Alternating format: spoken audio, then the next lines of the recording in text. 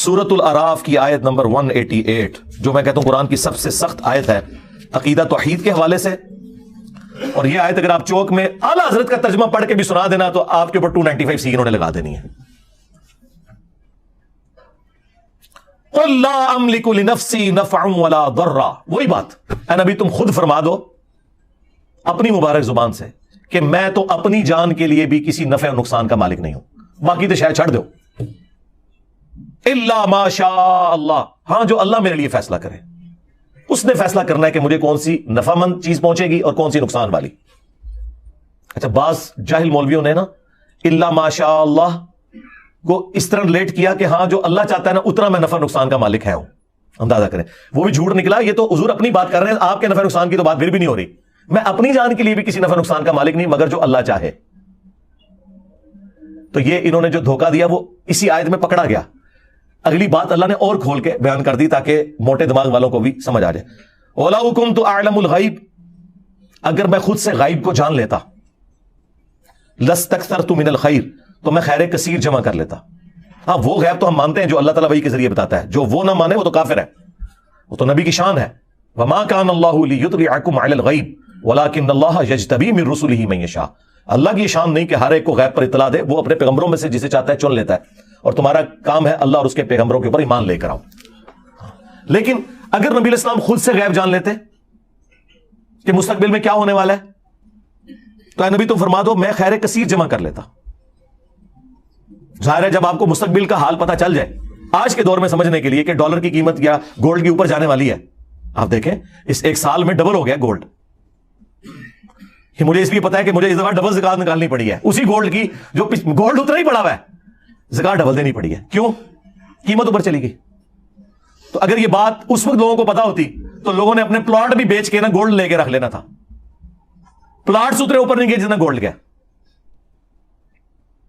وما مسنی السوء, خیر کثیر بھی جمع کر لیتا اور کبھی مجھے کوئی تکلیف نہ پہنچتی. یقیناً اگر کسی شخص کو یہ پتا چل جائے کہ آج اتنے بجے اگر یہ روڈ کراس کرے گا تو ایک ٹریلے کے نیچے آ کے مارا جائے گا, وہ اس دن نہیں پوری زندگی اس روڈ کو کبھی کراس نہیں کرے گا, دوسرے راستے سے جائے گا. لیکن ایسا نہیں ہوگا, کبھی بھی نہیں ہوگا. اللہ تعالیٰ نے اس طرح کا کبھی کسی کو اختیار دیا ہی نہیں ہے. جو دیا وہ غیبی خبر کے طور پر دیا اور وہ ٹال نہ کوئی سکا, وہ ویسے ہی ہوا. جیسے صحیح مسلم میں حدیث ہے, حضرت عمر کہتے ہیں نبی علیہ السلام نے غزوہ بدر سے ایک دن پہلے زمین پہ لکیریں کھینچی, کل یہاں ابو جہل کی لاش ہوگی, یہاں اتبا کی, یہاں شیبہ کی, اور اللہ کی قسم انہی جگہوں پہ اگلے دن وہ لاشیں پڑی ہوئی تھی. یہ حضور کو اللہ تعالیٰ نے غیبی خبر دی, وہ ٹال نہیں سکتی تھی کبھی بھی. تو اے نبی تم فرما دو کہ اگر میں خود سے غیب جان لیتا تو میں خیر کثیر جمع کر لیتا اور نہ مجھے کوئی تکلیف پہنچتی. ان انا الا نذیر و بشیر, میں تو نہیں ہوں مگر ڈر سنانے والا اور خوشخبری سنانے والا. لقوم یؤمنون, ان کے لیے جو بات ماننا چاہیں ایمان لانا چاہیں. میرا سٹیٹس پیغمبروں والا ہے, میں کسی کے نفع نقصان کا مالک نہیں ہوں. اور نفع نقصان میں وہ ساری چیزیں ہیں, آکسیجن, کھانا پینا, ٹوائلٹ یعنی پیشاب, نیند, یہ تمام چیزیں. اگر رسول اللہ کا یہ سٹیٹس ہے سرکار تو بابے تے شاہی کوئی نہیں. ہاں کیونکہ میرے نبی سا ہے ہی کوئی نہیں, تیرے بابے تے شاہی کوئی نہیں. اس لیے میں کھول کھول کر چیزیں بیان کرتا ہوں تاکہ کسی موٹے دماغ میں بھی کوئی کہیں کو کیڑا گھسا ہوا ہے نا, کسی شیطان نے گھسایا ہوا ہے تو اسے سمجھ آ جائے. قرآن اور احادیث اپنی تعلیمات کے اندر اتنے واضح ہیں کہ اس میں شیطان کا کوئی دخل نہیں ہے. یہ مولوی ہیں جو آپ کو آیات اور احادیث نہیں بتاتے بلکہ اپنے بزرگوں کی تعلیمات بتاتے ہیں, جس کی وجہ سے آپ ڈی ٹریک ہو جاتے ہیں. اور پھر جب ہم آپ کو سمجھاتے ہیں تو ان کی چیخیں نکلتی ہیں, کیونکہ انہیں پتا چل جاتا ہے کہ آپ انجینئر صاحب جو بتا رہے ہیں نا, تو سب سے پہلے تو آ کے ہمارے گاٹے ہماری عوام نے فٹ ہونا ہے کہ جناب تسی کے سانو قرآن حدیث پڑھا دے رہے. حضور کے لیے سب سے سینسٹیو ایشو ہے ہی توحید تھا, اس لیے آپ نے آخری وقت کے اندر توحید کی پوری بات کی ہے. بخاری مسلم دونوں میں حدیث ہے, اما عائشہ سلام اللہ علیہا کہتی ہیں کہ نبی علیہ السلام کے آخری دن بیماری کے چل رہے تھے, آپ تکلیف کی وجہ سے بار بار اپنی چادر اپنے چہرے مبارک سے ہٹاتے, پاس ایک پانی کا برتن تھا اس سے ہاتھ گیلا کر کے بخار کو ٹھنڈا کرنے کی کوشش کرتے, اور بار بار یہ کہتے لعن اللہ الیہود والنصارى اتخذوا قبور انبیائہم مساجدا, اللہ کی لعنت ہو یہود و نصارہ کے اوپر, انہوں نے اپنے نبیوں کی قبروں کو سجدہ گاہ بنا لیا تھا. آخری وقت کیا بات ہو رہی ہے کہ نبیوں کو اللہ کے مقابلے پہ کھڑا نہ کر لیا جائے. اور اما عائشہ کہتی ہیں رسول اللہ ہمیں ڈرا رہے تھے, اور اگر یہ خدشہ نہ ہوتا کہ لوگ رسول اللہ کی قبر پہ سجدے شروع کر دیں گے تو میں حضور کی بیوی ان کی قبر مبارک کو لوگوں کی زیارت کے لیے اوپن چھوڑ دیتی, یعنی حجرے کی دیوار گرا دی جاتی, جو چاہے جس وقت چاہے قبر رسول پہ حاضر ہو. حجرے کی دیوار نہیں اما عائشہ نے گرائی، آج تک نہیں گری اللہ کے فضل سے، آج بھی وہ خیر اب تو بہت پیچھے جا چکی ہے، اب جالیاں اس کے آگے۔ اما عائشہ کو تو کسی نے نہیں کہا کہ حضور نے کہا تھا مجھے تو تم سے شرک کا خدشہ ہی نہیں ہے، تو آپ آخری وقت میں اس کو شرک سے کیوں ریلیٹ کر رہی ہیں؟ اس زمانے میں کہانیاں نہیں ہوتی تھی، وہ آپ میری ویڈیو دیکھیں، مجھے تم سے شرک کا خوف نہیں۔ حضور نے اسپیسیفکلی صحابہ کرام کے بارے میں کہا تھا، اور صحابہ کے پیٹرن پہ صرف ایک جماعت قیامت تک شرک سے محفوظ رہے گی، یہ میں مانتا ہوں، ایک جماعت۔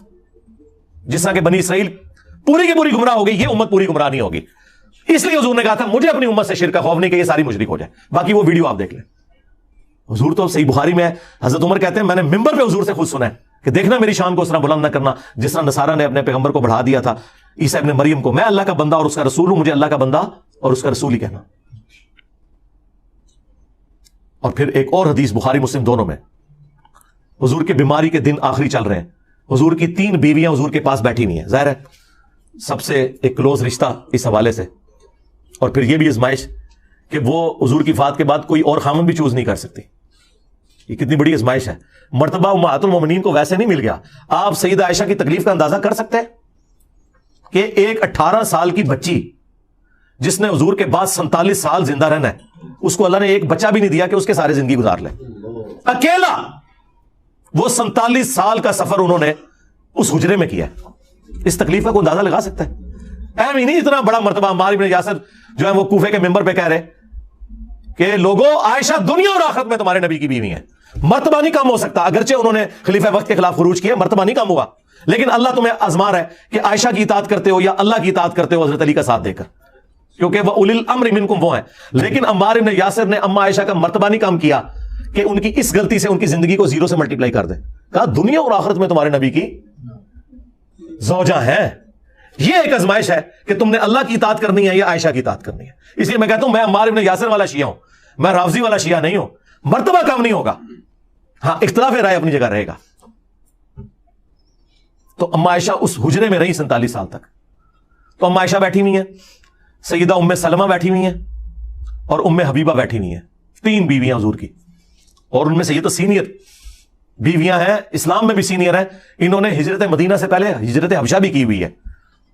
تو وہ ہجرت حبشہ کا ذکر کرتے ہوئے کہتی ہیں ام حبیبہ اور ام سلمہ کہ یاد ہے کہ جب ہم وہاں سے گزرے تھے ہم نے ایک ماریا نام کا گرجا دیکھا تھا جس میں کچھ قبریں بھی تھیں اور تصویریں بھی لٹکی ہوئی تھی۔ حضور نے بس یہ بات سنی، آپ تکلیف کے عالم میں اٹھ کے بیٹھ گئے۔ توحید is the most sensitive issue in the sight of Allah and his beloved prophet صلی اللہ علیہ وآلہ وسلم۔ کہا یہ تو ان میں خرابی تھی، جب ان کا کوئی نیک بندہ یا پیغمبر فوت ہو جاتا تھا اس کی قبر کے اوپر سجدے شروع کر دیتے تھے، تصویریں لٹکا لیتے تھے، قیامت کے دن یہ بدترین مخلوق بنا کر اٹھائے جائیں گے۔ اللہ اکبر۔ اور حضور نے پہلے ہی ڈرا دیا کہ یہ کام تم نے نہیں کرنا۔ اور مسلم شریف میں حدیث ہے، جندب رضی اللہ تعالیٰ کہتے ہیں حضور نے اپنی وفات سے 5 دن پہلے یہ بات کہی اور میں نے خود سنی کہ دیکھنا اگلے لوگوں میں جب ان کا کوئی پیغمبر یا نیک آدمی فوت ہو جاتا تھا وہ اس کی قبر پہ سجدے شروع کر دیتے تھے، تم نے یہ کام نہیں کرنا میرے ساتھ۔ میں کہتا ہوں کس لیول پہ اتر کے آپ کے پیغمبر نے آپ کو سمجھایا ہے، حریص علیکم بالمؤمنین رؤوف الرحیم۔ یار کون ہوگا جو اتنا آپ کی آخرت کے ساتھ محبت کرے گا بجز ہمارے پروفٹ کے صلی اللہ علیہ وآلہ وسلم۔ مسند احمد کی حدیث ہے، نبی الاسلام نے فرمایا اللہم لا تجعل قبری وثنا یعبد، اے اللہ میری قبر کو وہ بت نہ بنا دینا کہ لوگ اس کی پرستش شروع کرتے ہیں۔ اپنی قبر کو بت کہہ دیا، وہ قبر جو ہمیں ہمارے ماں باپ اولاد سب لوگوں سے بڑھ کر عزیز ہے، جس قبر کی حاضری اس پلانٹ ارتھ کی سب سے بڑی نفلی عبادت ہے، اس قبر کو بھی کہہ دیا کہ یہ بت ہوگا اگر اللہ کے مقابلے پر اس پہ بھی سجدے شروع ہو جائیں گے، اور تھوڑے بابے نے مزار تے شاہی کوئی نہیں، لے جاؤ تم بابے اپنے۔ جس قبر کی عظمت تھی اس کا سٹیٹس کلیئر کر دیا ہے، اللہ میری قبر کو بت نہ بننے دینا کہ لوگ پوجا کریں۔ نبی کا تو کوئی قصور نہیں، لیکن حضور خود اپنی قبر کے بارے میں کہہ رہے ہیں کہ اسے بت نہ بنانا۔ ابو داؤد میں حدیث ہے میری قبر پہ میلہ نہ لگانا، تم دنیا کے کسی بھی حصے میں درود پڑھو گے اللہ تمہارا درود مجھ تک پہنچا دے گا۔ اللہم صلی علی محمد وعلی آل محمد۔ درود کے لیے بھی میلہ نہیں لگانا، تمہارا درود میرے تک پہنچ جائے گا، سلام عرض کرو اور نکل جاؤ آگے، میلہ نہ لگانا۔ وہ 4 کتابوں میں، الموطا امام مالک میں، فضل الصلاۃ علی النبی میں، المصنف ابن ابی شیبہ اور سنن کبریٰ البیہقی میں، کہ عبداللہ بن عمر جب بھی مدینہ شریف سے نکلتے سفر کے لیے یا واپس آتے ان کی روٹین تھی کہ مسجد نبوی میں 2 نفل پڑھتے، قبر رسول پر آ کر عرض کرتے السلام علیکہ یا رسول اللہ، پھر حضرت ابو بکر کی قبر پر السلام علیکہ یا ابا بکر، اور پھر حضرت عمر کی قبر پہ السلام علیکہ یا عمر، ایک روایت میں یا ابتا، اے میرے باپ آپ پر سلام ہو۔ وہ اپنی جگہ ٹھیک ہے، اس قبر جیسا تو ہے ہی کوئی نہیں، اس کی بنیاد پہ آپ نے اپنے بزرگ بابوں کے جو مزار کلیم کیے میں نا، یہ سب فراڈ ہے۔